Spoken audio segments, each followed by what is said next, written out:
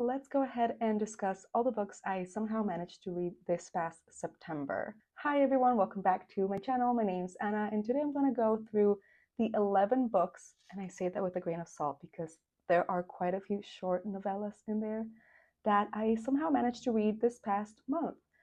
I am really glad I took notes because we all know how bad my memory is, and I don't understand how I managed to consume 11 books slash novellas and retain so little from all of them. So I'm really glad I took my notes, and I also thought it'd be fun to go through my stats of this past month as well.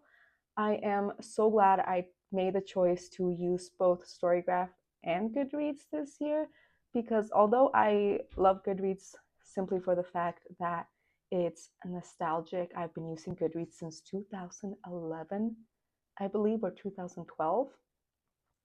And I've had the same account since then. But StoryGraph is just so much better when it comes to reading stats, and I can organize it by month, and it just gives you a bit more info into what your reading has looked like versus Goodreads. I think Goodreads has an option to do this as well for like your yearly wrap up, but StoryGraph is just so much more nitty-gritty, and I love that about it. So let's go ahead and look at the stats first. Average time to finish 5 days, which makes sense because I read multiple books at the same time. So some books will take me a shorter amount, some books will take me a lot longer.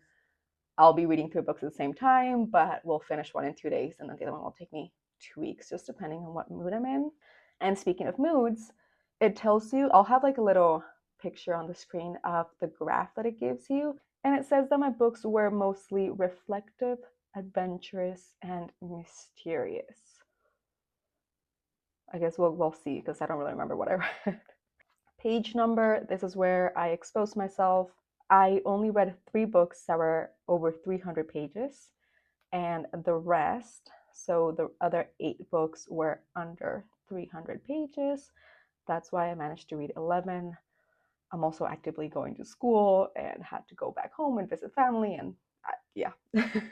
I still think 11 books is a lot to read in a month, but I try not to set myself a goal per month. I have my yearly goal, and I am killing it so far this year, so I'm happy. When it comes to fiction and nonfiction, I read 3 nonfictions, 8 fiction books. So that makes sense. I mostly read fiction. 73% fiction sounds quite about right. I honestly am a bit shocked that I'm reading a lot more nonfiction. It usually is 1 nonfiction, if that, per month. So I'm happy. The biggest genre I read was, of course, fantasy. 5 books in the fantasy genre, and the rest are just kind of a mismatch of things. There's a bit of sci-fi in there. There's nonfiction again, so that's kind of categorized under sociology and feminism. Short stories, literary, historical. Oh, I guess there's sci-fi, historical sci-fi. Maybe that's what it's counting. We'll see.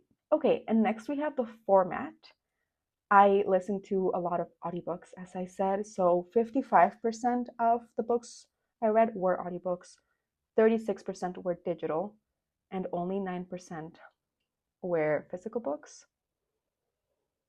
Remember back at the beginning of the month of September when I said I wanted to make it a priority to read more physical books? Well, I read 1 physical book this month out of 11. I have a problem.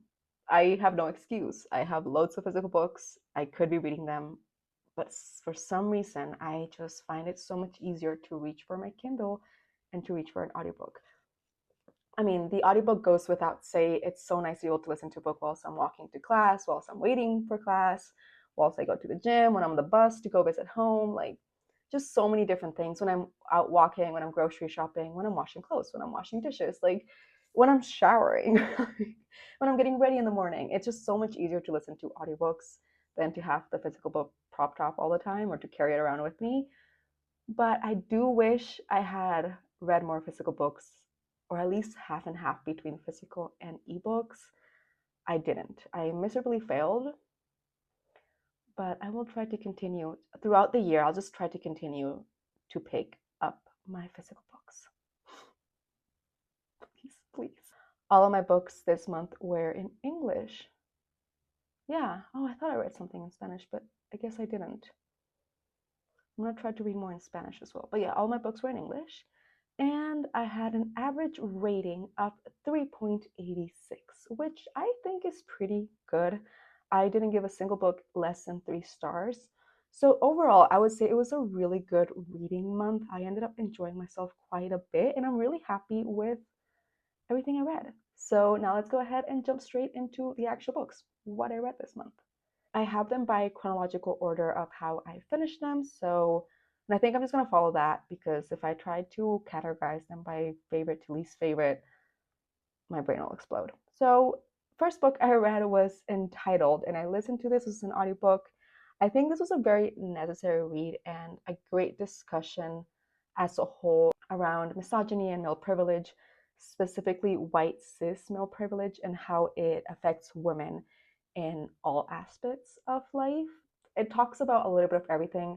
This is very much centered in the States, however, so all of the facts that are thrown into the book are centered in the United States. I don't think it mentioned any other country from what I remember, so just take that into consideration. It was incredibly infuriating to listen to. I did have to pace myself a little bit because it would make me so angry. It took me a while to get through it, but I'm really glad I did. However, I wouldn't recommend it to everyone, or I wouldn't recommend it lightly. It should definitely come with trigger warnings. It's very, very graphic, and it talks a lot about sexual assault and miscarriage and abuse and just so many things that I would just say go ahead and read the trigger warnings if you're thinking of picking it up. And next on the list, we have Word. Will be on the screen. This was my first time reading a book by this author, and as well my first time reading a book about linguistics, which was kind of fun because this was at the beginning of the semester when I was starting the beginning of the semester. No, September. When did I start classes? I don't know. But I am taking a linguistics course this semester, so this was really interesting to listen along as I went to class. It was super accessible to read. You don't need to know anything about linguistics to go into it, which I thought was really fun. It's very fast paced. I once again listened to this as an audiobook, and I'm pretty sure it's narrated by the author herself, which just added more humor to it. You were able to hear her tone of voice and her intention behind her jokes, and I thought it was very well done.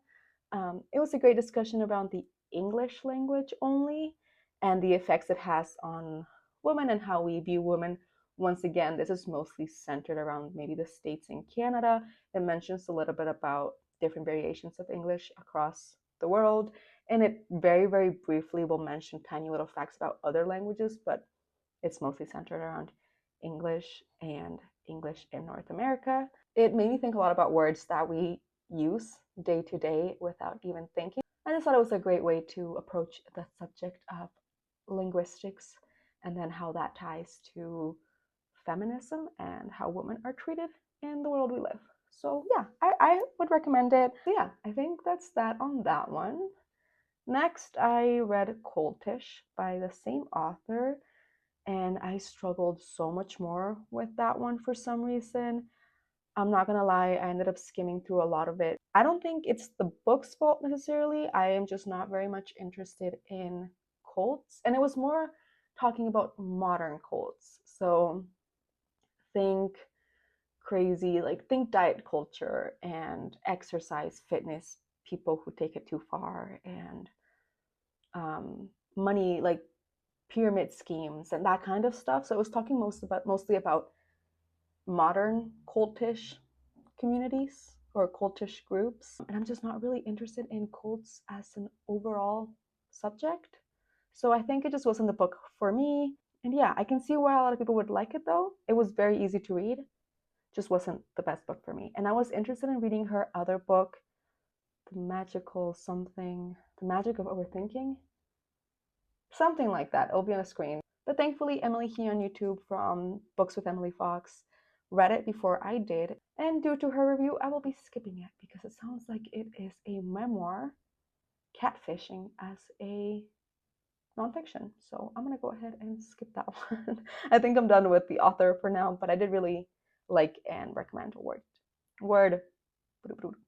Next on the list, we get to The Angel of Khan el-Khalili and A Dead Jinn in Cairo and The Hunting of Trankar 015. These are 3 short novellas in the same world of A Dead Jinn universe, I think it's called, which come right before A Master of Jinn. And I loved A Master of Jinn. I will not stop talking about it. I am so glad my friend and I picked it up for our book club. And yeah, so I just wanted more of that world. And I went ahead and read those 3 little novellas that are prequels to A Master of Jinn. The Angel of Khan el-Khalili is the one that's the most separate to the story. It is set in the same world, however, we don't follow any of the characters that we know from A Master of Jinn. And if you want to read them chronologically, I would say you should probably read The Angel of Khan el-Khalili first, and then read either A Dead Jinn in Cairo or The Hunting of Trankar 015. I'm trying to think which one first. I think A Dead Jinn in Cairo first, then The Hunting, and then A Master of Jinn, I believe. But yeah, I love them. They're very, very short. A Dead Jinn in Cairo is only 43 pages. The Angel of Khan el-Khalili is only 32 pages. And I think The Hunting of the Trankar one is a bit longer. That's why I managed to read 11 books, because these are tiny. I don't think they should even count as books. They're short stories. So if we count them as one, I read 9 books. I would highly recommend those little novellas, especially if you're in the search for more world building and just if you're missing the world from A Master of Jinn, go ahead and read those. All right, next I read The Shadow of the Gods, which I absolutely love. I will link down below, or I'll have it at the end screen of the video, the reading vlog that I did for it. I loved this book. It made me cry. It hit all the points. I was in desperate need for a high fantasy to sink my teeth in and just fully get immersed into the story, and this one did just that. It's the first book of a trilogy, the Bloodsworn Saga, I believe it's called. The second book's already out. It just came out a couple weeks ago, and the third book is coming out at the end of this month. Cannot wait to get my hands on them. I love the atmosphere. I love the setting. I love the magic. I love the world building. I love the creatures in this story. It was just so well done. It's Norse mythology inspired, where gods used to rule, but a few centuries ago, don't quote me on that, there was a huge battle and they all killed each other. Broke the world, monsters emerged, and the tainted were hated on. People started hunting them down. And the tainted are descendants from the gods, so they have god blood in them and therefore magical powers that come along with that blood. But because everyone hates the gods for the chaos that they created and how they ended up basically tearing the world apart and bringing monsters into it, they hate the tainted and they hate anything that is god related. And so they hunt down the tainted, and it's a very, very dark world, very gory. I don't understand how anyone manages to actually survive in this world. I wouldn't last 2 minutes. And it was just so well done. We follow Orca, Varg, and Elver, all with their unique quests, and we see how their stories slowly start to link together. It had a great ending, and I'm so excited to read the next 2. I'm waiting for the 3rd one to come out, because I think I'm going to want to read the 2nd one and immediately pick up the 3rd.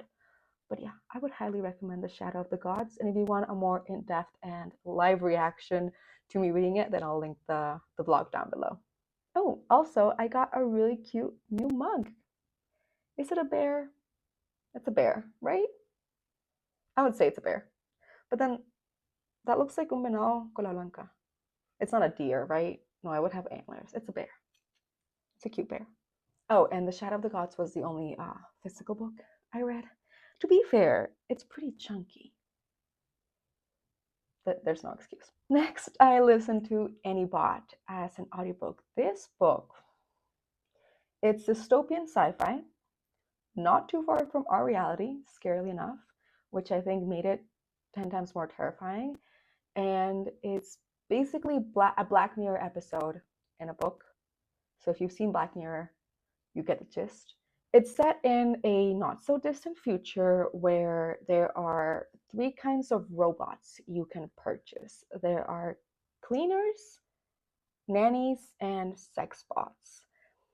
And they come in varying genders, and we follow our main character, Annie, who is they call sex bots cuddle bunnies. So she's a cuddle bunny, and she got purchased first as a cleaning bot, and then her owner decided to upgrade her into a cuddle bunny. Cuddle bunnies, I hate saying that, they're sex bots, and these kind of bots are, their only purpose is to please their owner as much as possible, especially when it comes to sex and having a relationship. And so they're programmed to feel pleasure themselves and feel happy themselves and feel fulfilled and satisfied when their owners are happy and pleased. And whenever their owners are displeased, if they're upset or if they're angry or if they're annoyed, the bots are basically programmed to feel pain and to feel remorse and to feel like they're failing. And so they need to do better. It's very, very, very messed up. And we follow Annie as she slowly becomes more and more human. It's crazy because these bots are not only programmed to feel pain and pleasure, but they're also programmed to learn and to develop a personality. They are all different. They all have different hobbies. They all like different things. She enjoys certain books and she dislikes other books, and she enjoys certain music and dislikes other music. And as time goes by, she becomes smarter and smarter and more self-aware and more sentient and starts becoming almost human. And so it creates this very interesting discussion about what it means to be human and what makes us human. And I specifically enjoyed the fact that we're in her head. And from the very beginning, I was rooting for Annie. And so because we follow her, she slowly becomes more and more human and starts to question her feelings and which feelings of hers are real and which feelings of hers is she programmed to feel. Once again, this book should come with trigger warnings. There's a lot of abuse and violence in this book. If you've ever been in an abusive relationship, yeah, it covers a lot about abusive relationships and manipulation and abuse of power. But yeah, it was incredibly infuriating, and I listened to it all in one day. I just couldn't stop. I started it, I think, around 4 p.m. and somehow managed to finish it right before I went to bed, which was not a good idea. I don't recommend doing that. I ended up having some very disturbing, dystopian, sci-fi, running from the government type of nightmares. So that was 100% my fault for finishing the book before I fell asleep. But I just could not put it down. I needed to know what happened. It's very fast-paced. It's very easy to read. I would highly recommend the audiobook. I thought the narrator did an incredible job. There are a couple things that bothered me, however. I would also include a trigger warning for eating disorders in here. And also there was a point in the story where, this is not really a spoiler, but a trans woman gets outed for no particular reason except to make the male character more dislikable. But he was already extremely dislikable, so I don't see why that had to be done.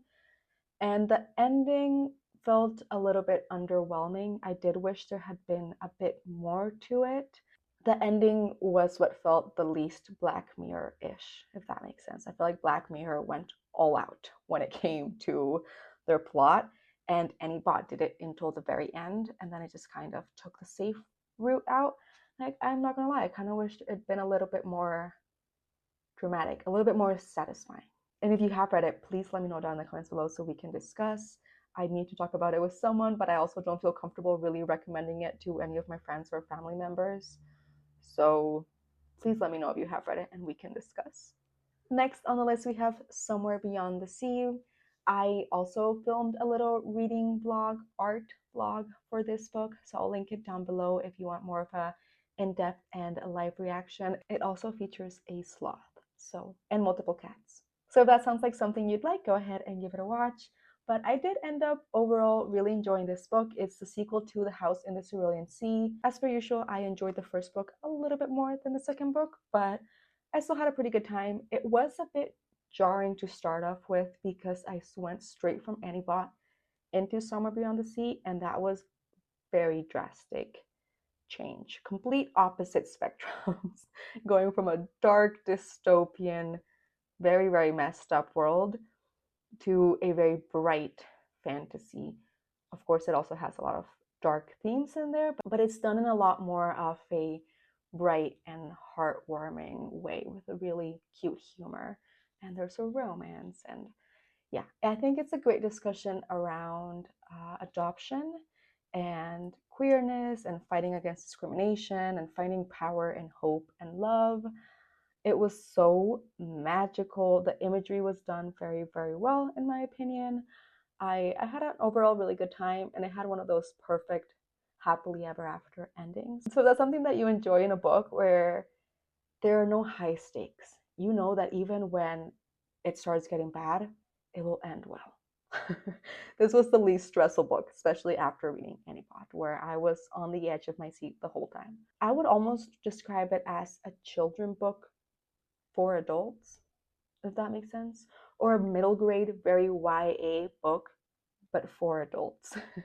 If you want a cozy fantasy, found family, full of love and giggles, a snarky cat, and a quirky wyvern, then I would highly recommend Somewhere Beyond the Sea.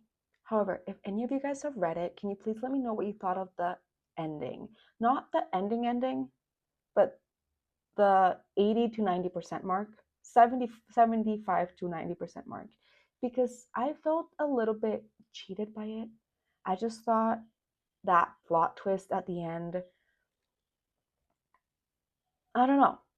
I thought it was going in one way, and then it went in the complete, not opposite, just in a completely new way that I had not thought about, which not a bad thing, but it just felt a little bit too convenient.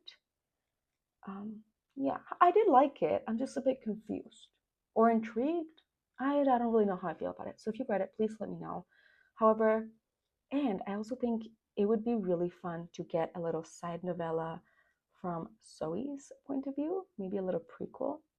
If you've read it, let me know what you think about that. All right, next I read The Details. This was one of those books where it's no plot, all vibes. Beautiful writing, impeccable writing. And there were just some gorgeous lines in there. I'll have one on the screen right now. I think it's the one that I liked the most or stuck with me the most. It's hard because I was listening to it as an audiobook. I feel like if I had read this, I would have probably been able to underline a lot more. We follow our main character as she describes small details of different people in her life and how they have affected her. I believe there's 4 chapters, so 4 different people in her life throughout quite different periods of her life as well, and simply how they ended up helping shape the person she ends up becoming at the end of the book. It almost lost me halfway through the novel simply because there wasn't enough plot to keep me going. I didn't feel attached to the characters because every chapter it would change, and it was just written in a very beautiful prose, but nothing was happening. But because I was enjoying the writing so much, I pushed through, and I'm glad I did because the last chapter won me over and I ended up loving it. I think that's why I ended up giving it 4 stars, simply because of that last chapter. I love how she was able to encapsulate whole, raw, real humans in just a few sentences, and that last chapter almost felt like a whole novel itself. Very different to the first 3, at least for me. And this could have just been a very personal thing. I'm not really sure why. I think there was just so much grace in it and so much attention to tiny little details. So if you're interested in a more of a slow pace, beautiful prose study around how we are affected by all those around us, then I would recommend this book. If you're looking for a plot and action, then stay far, far away. And last but not least, I went ahead and listened to Starter Villain. This was a recommendation from Race Reads here on YouTube, and I'm so glad she recommended it. I briefly mentioned in a video of mine, which I'm forgetting which one it was now, that I absolutely hated Old Man's War, which is by the same author. And simply due to that book, I was going to give up on the author and not read any other of his books. But Ray mentioned that she really liked Starter Villain, and I thought I would give it a go. And I'm so glad I did. So thank you, Ray, for recommending this book. I once again listened to this one as an audiobook as I took the bus back home for the weekend, and I almost finished it during that bus ride. I think I had about 30 minutes left by the time I had to get off the bus, which was kind of upsetting. I really wish I'd been able to finish it. But I ended up really enjoying this book. It was very different to Old Men's War. I am so shocked that it was written by the same author because I ended up really liking it. It's such an easy read. I definitely recommend it as an audiobook. I think the narrator did a really good job, and it's the same narrator as The Martian. And that narrator has a very good way of portraying humor in his voice, and so I thought it was very well done. This is a fantasy, sci-fi, mystery. I don't even know how to describe this book. We follow our main character who, how do I even describe this book? If you like cats, you'd love this book. We follow our main character whose uncle just died. However, this uncle was never in his life. And all he knows is that he's this rich guy who was never in his life, and he just passed away and left him quite a lot on his will. I don't want to spoil anything. It's called Starter Villain. The cats were my favorite part. I found myself laughing quite a bit, and I just couldn't put it down. I was meant to nap that whole bus ride, and instead I almost finished this audiobook. So a little bit of the humor in there resembled, I think, Old Men's War, but I actually found myself laughing instead of being pissed off, which was the issue with Old Men's War. If you just need a short, easy read with great humor, lots of action, cute, smart, badass cats that are named after Greek mythology gods, and quite a relatable, boring, plain main character, then I would recommend Starter Villain. So yeah, I think that's that and that. Those were the 11-ish books that I managed to read in September. I had such a good time with them, and thank you so much for watching if you've made it all the way to the end. I hope you're having a wonderful day wherever you are, and I'll see you all in my next video.